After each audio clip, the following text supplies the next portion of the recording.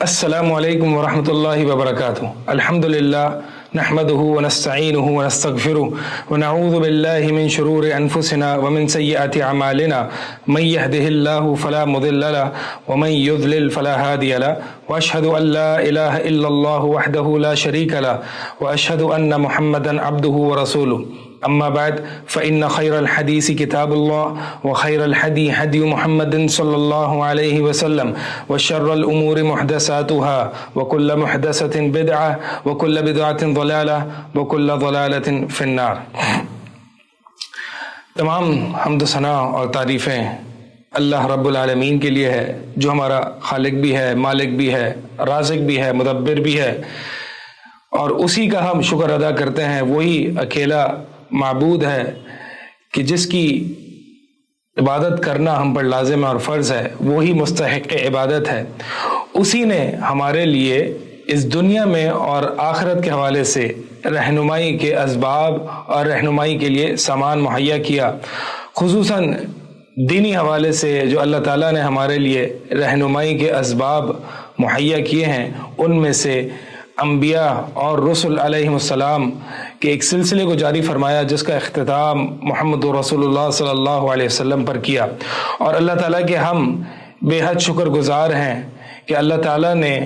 اپنا تعارف کرانے کے لیے اور اپنے کلام کو آگے ہم تک منتقل کرنے کے لیے اور اپنے دین کو ہم تک پہنچانے کے لیے جس شخصیت کا انتخاب کیا، وہ امام الانبیاء، افضل البشر، سید ولد آدم محمد رسول اللہ صلی اللہ علیہ وسلم ہے، کہ جن کے بارے میں کوئی شخص نہیں سنتا مگر وہ لا محالہ ان سے محبت کرنے لگتا ہے اور ان کی صحبت کو طلب کرتا اور چاہتا ہے۔ اس امت کی جو اصلاح ممکن ہے، جیسے کہ سلف رحمہ اللہ فرماتے ہیں کہ اس امت کی اصلاح نہیں ہو سکتی کہ جب تک کہ اس امت کے پہلے لوگوں کی اصلاح نہ کی جائے، یعنی جس کے ذریعے اس امت کے پہلے لوگوں کی اصلاح کی گئی، تو ضروری ہے کہ انہی امور کے ساتھ اس امت کے آخری یعنی بعد میں آنے والے لوگوں کی اصلاح کی جائے، یعنی قرآن اور احادیث کے ذریعے۔ جیسے جیسے ہم نبی علیہ الصلوۃ والسلام کے زمانے سے دور ہوتے جا رہے ہیں، ویسے ہی ہم نبی علیہ الصلوۃ والسلام کے فرامین کو نظر انداز کرتے جا رہے ہیں اور ان کا انکار بھی کرتے جا رہے ہیں، بلکہ ان کو کوئی اہمیت ہی نہیں دے رہے۔ یہ احادیث نبوی صلی اللہ علیہ وسلم جس پر دین کا دار و مدار ہے، اس کو لوگ نظر انداز کر رہے ہیں، اس کو اہمیت نہیں دے رہے۔ اور ایسے ہی ہے جیسے کہ یہ دین جس طرح سے سٹارٹنگ میں، ابتدا میں یہ انجان تھا، ویسے ہی یہ اپنے انجان کو یعنی سٹرینجنس کو واپس سے لوٹ رہا ہے، اور بہت ہی کم لوگ ہیں جو کہ حدیث پڑھانے والے ہیں۔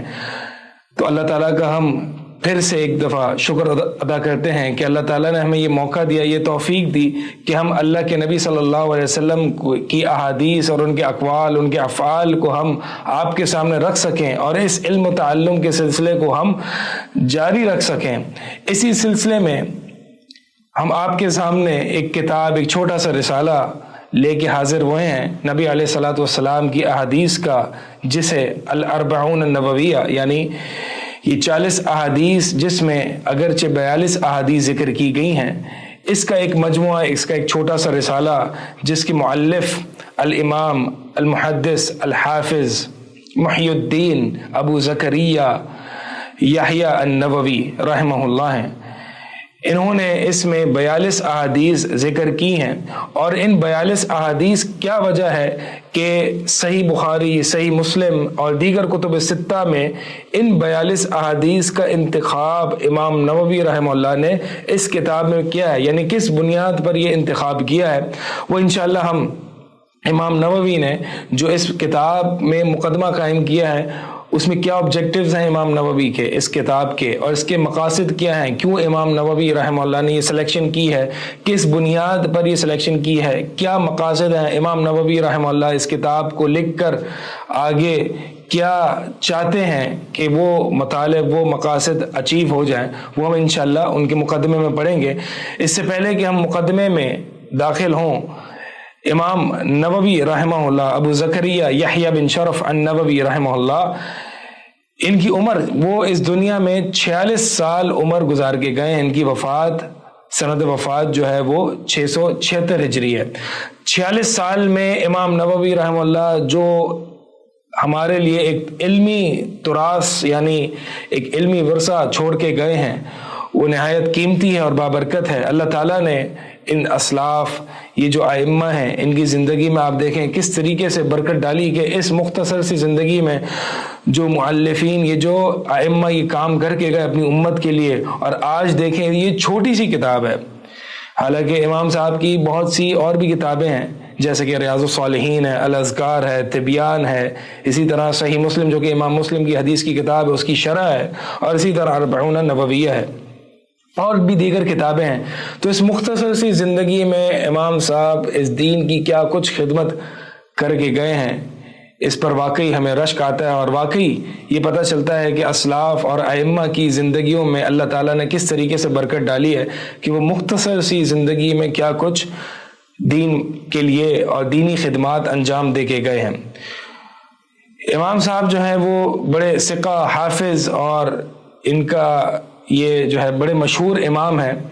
کہ ان کا تعارف جو ہے وہ کتابوں میں موجود ہمیں ملتا ہے. تو ہم آتے ہیں کہ امام صاحب نے یعنی امام نووی رحمہ اللہ نے اپنے اس الاربعون نوویہ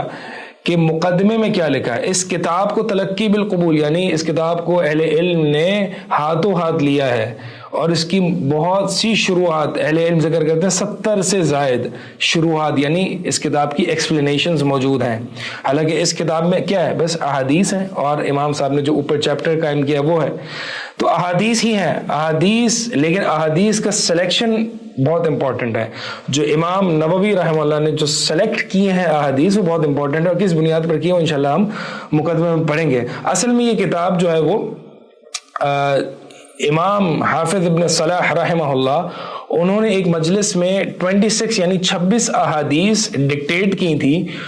جو کہ بنیادی قواعد دین پر مبنی تھی. یعنی یہ احادیث جو ہے وہ بنیادی ایک حدیث جو ہے وہ دین کے قواعد میں سے ایک قاعدہ ہے اور بنیادی اصول میں سے ایک اصل ہے.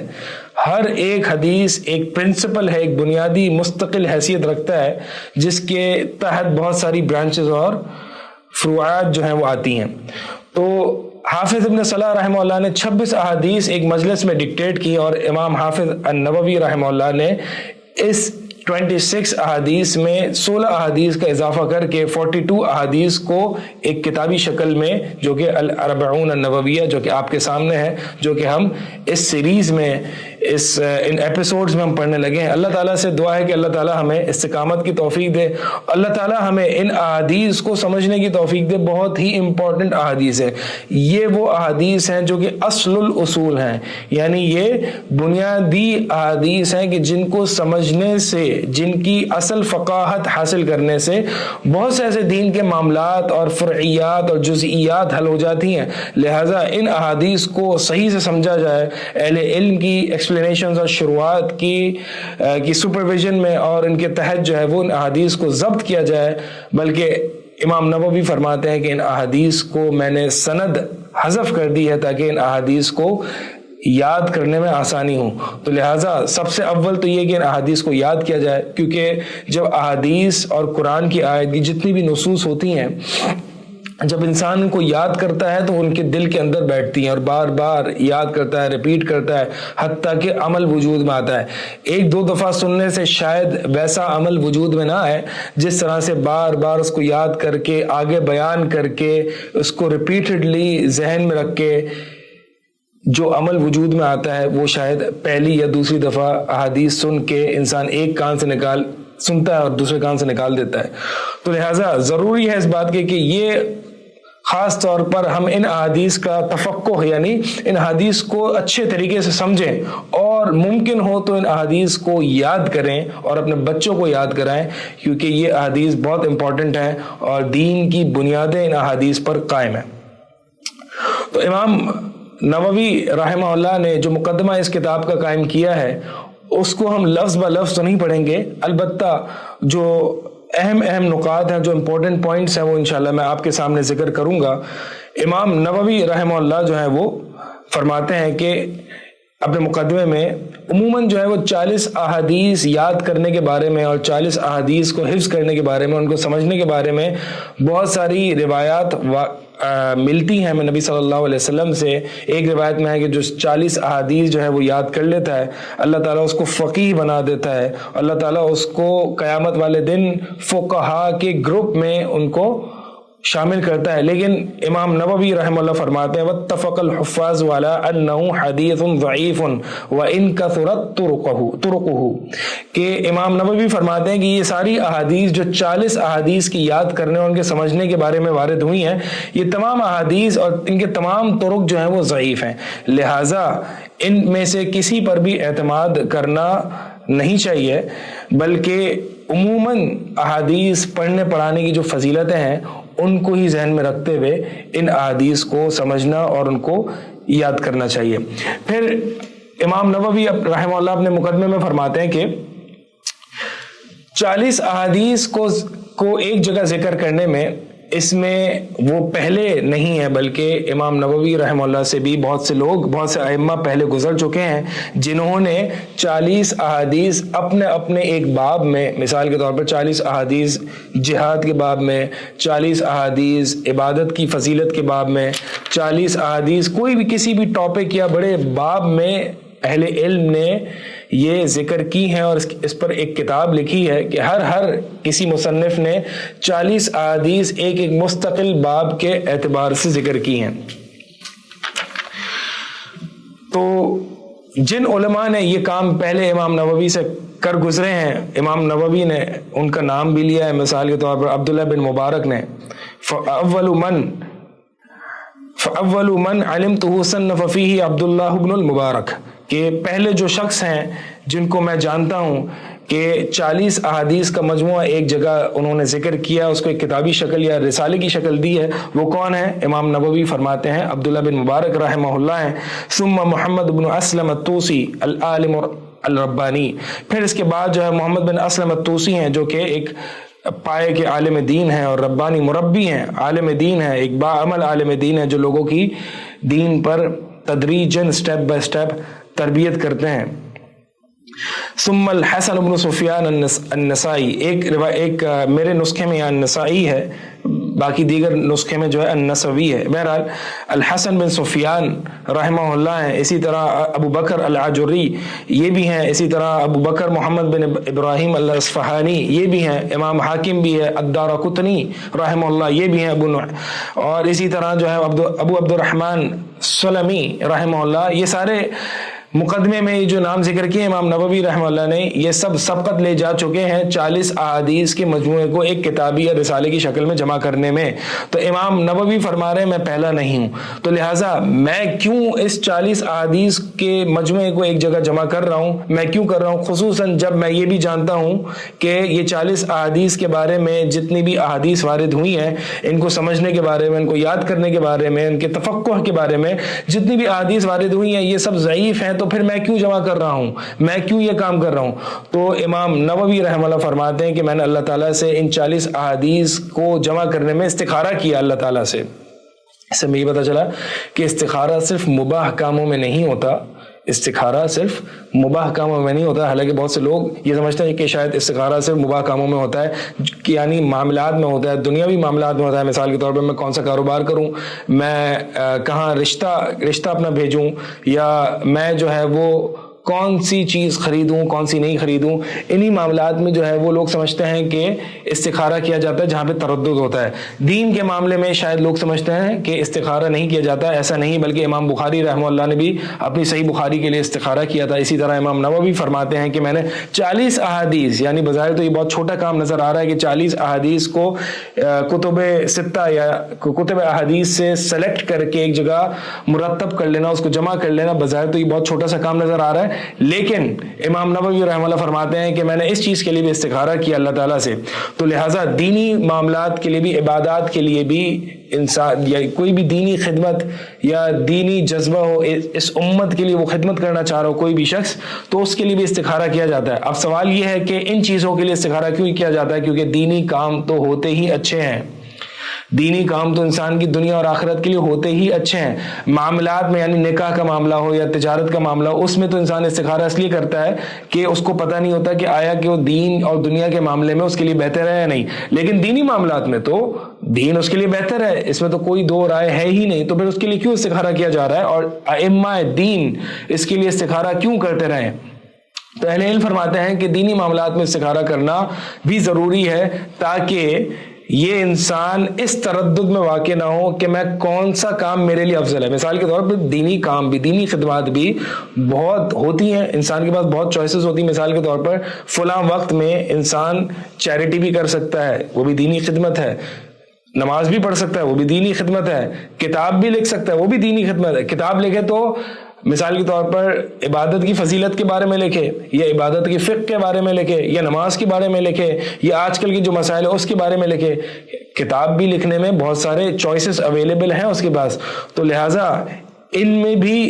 اس کے لیے کیا افضل ہے, اللہ تعالیٰ سے استخارہ کرے کہ اگر میں نے کتاب بھی لکھنی ہے تو کس موضوع پر لکھنی ہے. میرے ذہن میں 3-4 موضوع ہیں, تو اللہ تعالیٰ سے استخارہ کیا جائے کہ کون سے موضوع پہ میرا کتاب لکھنا اس دنیا اور آخرت کے لیے میرے لیے افضل ہوگا. تو لہٰذا دینی معاملات میں بھی انسان کو چاہیے کہ وہ استخارہ کرے. مثال کے طور پر اگر آپ کا کوئی خواب ہے اس امت کو سرو کرنا, چاہے وہ فائنینشلی ہو, چاہے وہ علمی اعتبار سے ہو, چاہے وہ کسی بھی اعتبار سے ہو, تو انسان کو لازماً اپنے اللہ تعالیٰ سے استخارہ کرنا چاہیے کہ کون سی دینی خدمت یا کون سا دینی کام یا کون سے مضمون میں اگر وہ اسپیشلائزیشن کرنا چاہ رہا ہے تفسیر میں, حدیث میں, تو اس کو ضروری ہے کہ وہ استخارہ کرے کہ اللہ تعالیٰ سے یہ خیر طلب کرے کہ اللہ تعالیٰ اگرچہ دین میرے لیے بہتر ہی ہے اس دنیا اور آخرت میں, لیکن دین میں بھی فلاں معاملہ میرے لیے زیادہ بہتر ہے یا فلاں معاملہ میرے لیے زیادہ بہتر ہے. یعنی حدیث کی فیلڈ میرے لیے زیادہ بہتر ہے یا قرآن کی فیلڈ میرے لیے زیادہ بہتر ہے. تو اس معاملے میں ایک مومن, جو ایک اسمارٹ مومن ہوتا ہے, جو انٹیلیجنٹ ہوتا ہے, وہ چونکہ اس کے پاس ٹائم ریسورسز لمیٹڈ ہیں اور دیگر ریسورسز لمیٹڈ ہیں, وہ ان لمیٹڈ ریسورسز میں سب سے جو افضل چیز ہے اس کی طرف جانا چاہیے اور کم ٹائم میں زیادہ ثواب اپنے لیے اس دنیا اور آخرت میں سمیٹ لے. یہی ہے وہ اسمارٹ, یہی وہ ذہانت ہے کہ انسان کو سوچنا اسی طریقے سے چاہیے. تو امام نووی رحمہ اللہ فرماتے ہیں کہ میں نے 40 احادیث کو جمع کرنے کے لیے اللہ تعالیٰ سے استخارہ کیا. تو میرا جو بنیادی مقصد اس کتاب کو لکھنے کا اور احادیث کو جمع کرنے کا وہ ان ضعیف احادیث کی بنیاد نہیں تھی کہ جو ضعیف احادیث ہیں جس میں 40 احادیث پڑھنے پڑھانے کی فضیلت ہے. نہیں, میں نے ان احادیث پر اعتماد نہیں کیا. جیسے کہ فرماتے ہیں وَمَعَ هَذَا فَلَيْسَ اعْتِمَادِي عَلَى هَذَا الْحَدِيث, کہ ان احادیث یعنی ان ضعیف احادیث پر میرا اعتماد نہیں تھا. یعنی اس کتاب کو لکھنے کی بنیادی وجہ یہ نہیں تھی کہ وہ ضعیف احادیث کی فضیلت پر میں نے اعتماد کیا, نہیں, بل علی قولہ صلی اللہ علیہ وسلم فی الاحادیث الصحیحہ, بلکہ نبی صلی اللہ علیہ وسلم کی ان احادیث پر میں نے اعتماد کیا جس میں سے ایک حدیث یہ لیبلغ الشاہد منکم الغائب, کہ جو حاضر ہے وہ میری احادیث کو آگے جو کہ غائب ہیں, جو کہ ایبسنٹ ہیں, ان تک پہنچائیں. یہ نبی صلی اللہ علیہ وسلم کا فرمان ہے, حکم ہے کہ میری احادیث کو جو حاضر ہیں وہ جو غیر حاضر ہیں ان تک پہنچائیں. اسی طرح نبی صلی اللہ علیہ وسلم کا یہ قول نظر اللہ امرأ سمع مقالتی فوعاها فاداها كما سمعها, کہ نبی صلی اللہ علیہ وسلم فرمایا کہ اللہ تعالیٰ اس شخص کے چہرے کو, اس شخص کو تر و تازہ رکھے. یہ بطور خبر بھی ہو سکتی ہے, بطور دعا بھی ہو سکتی ہے کہ اللہ تعالیٰ اس کو تر و تازہ رکھے, اور اسی طرح خبر بھی ہو سکتی ہے کہ اللہ تعالیٰ اس شخص کے چہرے کو تر و تازہ, پر نور, پر رونق, روشن رکھتا ہے اس شخص کے چہرے کو جو میری حدیث کو سنتا ہے اور اس کو حفظ کرتا ہے, اس کو صحیح طریقے سے آگے ڈیلیور بھی کرتا ہے, ادا بھی کرتا ہے جیسے کہ اس نے سنا. تو یہ اللہ تعالیٰ کے نبی صلی اللہ علیہ وسلم کی اس دعا میں شامل ہونے کے لیے, اپنے آپ کو اس دعا میں شامل کرنے کے لیے میں نے یہ اس کتاب کو جمع کرنے کا, یعنی ان حدیثوں کو جمع کرنے کا ارادہ کیا. پھر اسی طرح یہ تو پہلی وجہ تھی کہ امام نووی رحمہ اللہ حدیث یعنی 40 احادیث کے ضعیف ہونے کے باوجود اس کتاب کو کیوں مرتب کر رہے ہیں, کیونکہ دیگر جو عام احادیث نبی صلی اللہ علیہ وسلم کی احادیث کو منتقل کرنے کے بارے میں وارد ہوئی ہیں اس پر اعتماد کرتے ہوئے اور اس پر عمل کرتے ہوئے. اسی طرح جو اہل علم مجھ سے پہلے جو اسلاف گزر چکے ہیں, چونکہ انہوں نے یہ ایک طریقہ جاری کیا کہ 40 یا 42 یا 45 یا کچھ احادیث کو ایک ہی باب میں, مثال کے طور پر بعض مصنفین نے جو ہے وہ فقہ کے باب میں احادیث کو مرتب کی ہے، بعض محدثین نے آداب کے باب میں 40 احادیث کو ایک جگہ جمع کیا ہے، بعض نے جو ہے وہ جہاد کے معاملات میں 40 احادیث کو جمع کیا ہے۔ تو امام نووی فرماتے ہیں کہ میں نے کیا کیا ہے، میں نے کون سی 40 احادیث یعنی کس بنیاد پر یہ سلیکشن کی ہے، میں نے یہ جو سلیکشن کی ہے وہ کیا ہے، وَكُلُّ حَدِيثٍ مِّنْهَا قَاعِدَةٌ عَظِيمَةٌ مِّن قَوَاعِدِ الدِّينِ، میں نے جو احادیث جمع کی ہیں وہ ہر ایک حدیث جو ہے وہ ایز اے سیپریٹ قاعدہ، بڑا قاعدہ ہے دینی قواعد میں سے، جیسے کہ پہلے بھی میں نے ذکر کیا۔ تو یہ امام نووی رحمہ اللہ نے ان احادیث کو جمع کیا اور ہر ایک حدیث اپنے اندر ایک بڑا عظیم قاعدہ ہے دین اسلام کا، لہٰذا اس کو یاد رکھنے سے بہت سارے جزئیات جو ہیں وہ انسان کی حل ہو جاتی ہیں۔ پھر امام نووی رحمہ اللہ فرماتے ہیں کہ میں نے اپنی کتاب میں اور کیا کیا، میں نے اپنی کتاب میں جو ہے وہ یہ احادیث جمع کی ہیں، اور میں نے اپنی کتاب میں صرف صحیح احادیث کو جمع کرنے کا ہی اہتمام کیا ہے، اور جو میری کتاب میں جو احادیث زیادہ تر ہیں وہ صحیح بخاری اور صحیح مسلم سے ہیں۔ اور ایک اور بات امام نووی رحمہ اللہ فرماتے ہیں کہ میں نے ان میں جو احادیث ذکر کی ہیں صرف متن کو ذکر کیا ہے، ان کی سندوں کو حذف کر دیا ہے۔ سند وہ ہوتی ہے جو کہ ایک چین آف نریشن ہوتی ہے، چین آف نریٹرز ہوتی ہے، کہ قال حد، اگر آپ صحیح بخاری وغیرہ اٹھا کے دیکھیں گے تو جو سند ہوتی ہے وہ اس طریقے سے سٹارٹ ہوتی ہے، حدثنا فلان ابن فلان قال حدثنا فلان ابن فلان قال حدثنا فلان ابن فلان عن ابی ہریرہ رضی اللہ تعالیٰ، پھر یہاں پہ صحابی کا نام آتا ہے، یعنی ایک سند جو کہ صحابی تک چلتی ہے۔ پھر اس کے بعد جو کہ متن آتا ہے، سمعت رسول اللہ صلی اللہ علیہ وسلم، ابو ہریرہ فرماتے ہیں کہ میں نے رسول اللہ صلی اللہ علیہ وسلم کو سنا، اور پھر جو آگے الفاظ آتے ہیں اس کو کہتے ہیں متن، یعنی متن وہ الفاظ کا مجموعہ ہے جو کہ نبی صلی اللہ علیہ وسلم کا مقولہ ہے، یعنی نبی صلی اللہ علیہ وسلم کا جو اسٹیٹمنٹ ہے وہ متن کہلاتا ہے۔ متن سے پہلے جو کچھ روات کے جتنے بھی نام ہیں وہ سند کہلاتی ہے۔ تو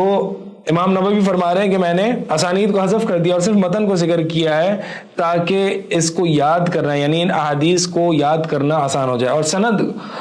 سند بذات خود ایک مقصد نہیں ہے، بلکہ مقصد حدیث کا متن ہی ہے، سند تو اس کا وسیلہ ہے۔ تو اس مقصد کو پہنچنے کے لیے اس وسیلے کا اہتمام محدثین نے کیا اور کرنا پڑتا ہے، لازمی ہے۔ تو سند کو یاد کرنا، سند کو دیکھنا بذات خود ایک مقصد نہیں ہے، بلکہ مقصد کیا ہے، وہ متن تک پہنچنا، یعنی نبی صلی اللہ علیہ وسلم تک پہنچنا۔ تو لہٰذا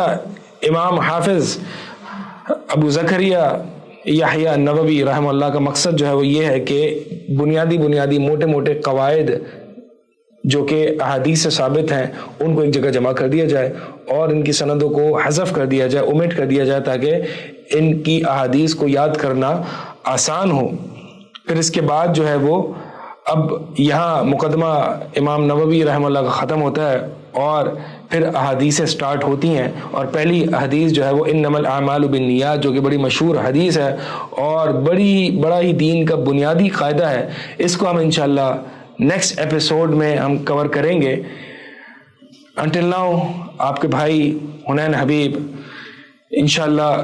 اس سیریز کو ہم چلائیں گے، ایک ایک حدیث کو ہم پڑھیں گے۔ کچھ حدیث کی ایکسپلینیشنز زیادہ ہوں گی، کچھ کی حدیث کی ایکسپلینیشن جو ہے وہ کم ہوگی۔ تو انشاءاللہ جو شارحین ہیں جو کہ ان احادیث پر کلام کر چکے ہیں، ہم ان کے کلام کو سمجھنے کی کوشش کریں گے۔ جزاک اللہ خیر، بارک اللہ فیکم، السلام علیکم ورحمۃ اللہ وبرکاتہ۔